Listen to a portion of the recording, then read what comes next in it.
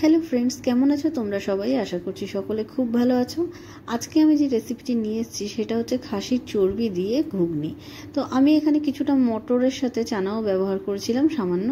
তো যাই হোক, তো দেখো, সবার প্রথমে আমি এখানে সব কিছুকে সেদ্ধ করে নেব, মানে মটর চানাটা আর খাসির চর্বিটাকে। এখানে কিছুটা মাংসও ব্যবহার করেছি। তো সবার প্রথমে দিয়ে দিলাম তেজপাতা, গোটা গরম মশলা, লবণ, কুচনো পেঁয়াজ। এবার এটাতে আমি জল দিয়ে দেবো। আমি এখানে কোনো তেল ব্যবহার করিনি, তোমরা চাইলে সামান্য তেল দিতে পারো। তো দেখো, আমি এখানে জল দিয়ে দিচ্ছি। এরপর আমি এটাকে প্রায় 3 থেকে 4টে সিটি দিয়ে নিয়েছিলাম।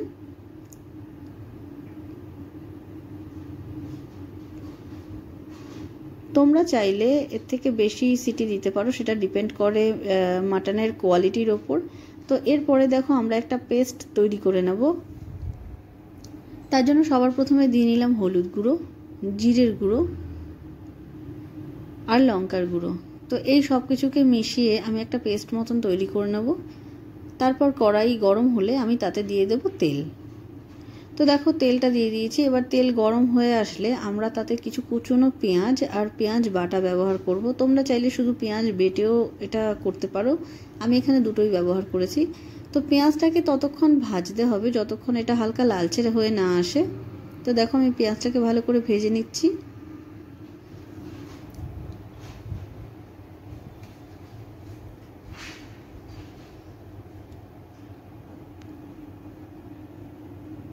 তো দেখো, পেঁয়াজটা হালকা ভাজা হয়ে গেলে আমি এটাতে দিয়ে দিলাম রসুন বাটা আর আদা বাটা।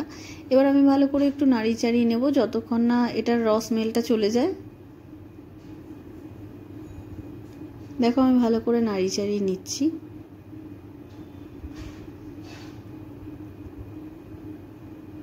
কিছুক্ষণ পর আমি এটাতে একটা গোটা টমেটো কেটে দিয়ে দিয়েছিলাম। তোমরা চাইলে টমেটো পেস্ট করেও ব্যবহার করতে পারো, আমি এরকমই দিয়েছি। টমেটোটা যতক্ষণ না সফট হয় ততক্ষণ একটু নাড়ি চাড়িয়ে নেব। সফট হয়ে গেলে আমরা সেই পেস্টটা দিয়ে দেবো। এবার মশলাটাকে মিডিয়াম টু লো আঁচে করে বেশ ভালো করে কষাতে হবে যতক্ষণ না এটা থেকে অয়েল সেপারেট হয়। দেখো, আমি ভালো করে কষিয়ে নিচ্ছি।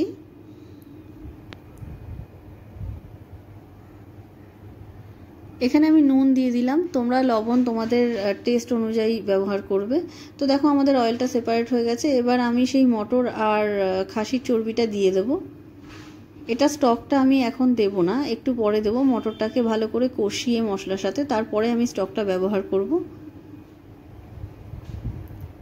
তো দেখো, আমি সমস্ত কিছু দিয়ে দিলাম। এবার ভালো করে এটাকে মশলার সাথে নাড়ি চাড়িয়ে নেব।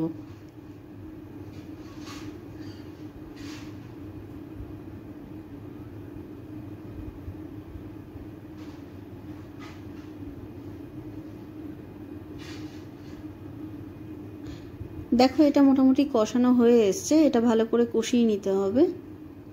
তো এটা কষানো হয়ে গেলে আমি এর মধ্যে সেই স্টকটা দিয়ে দেব।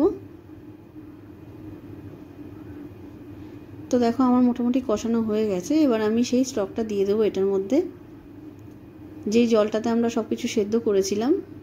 আমি এখানে পুরো জলটাই ব্যবহার করছি, তোমরা তোমাদের যেমন গ্রেভি লাগবে ততটা জল ব্যবহার করো। তো এবার ভালো করে নাড়ি চাড়িয়ে নেব আর এটাতে খুব ভালো একটা বয়েল আসতে দেব।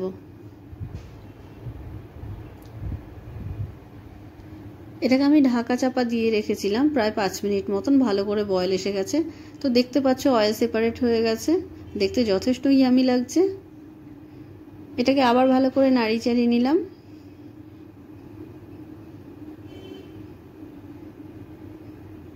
তো দেখো, এটা ভালো করে আবার ফুটে গেলে আমি এতে কিছু গরম মশলা গুঁড়ো দেব।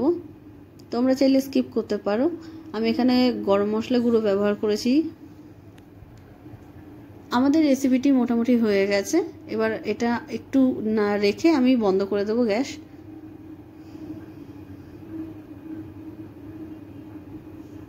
এটা তোমরা রুটি, পরোটা বা নানের সাথে খেতে পারো, এটা যথেষ্ট ইয়ামি লাগে। তো দেখো, এটা হচ্ছে ফাইনাল লুক। তো আমায় কমেন্ট করে জানিও কেমন লাগলো তোমাদের রেসিপিটি। আমি এটি সার্ভ করেছিলাম রুটির সাথে। তোমাদের যদি ভিডিওটি ভালো লেগে থাকে অবশ্যই চ্যানেলটি সাবস্ক্রাইব করো, লাইক করো। থ্যাঙ্কস।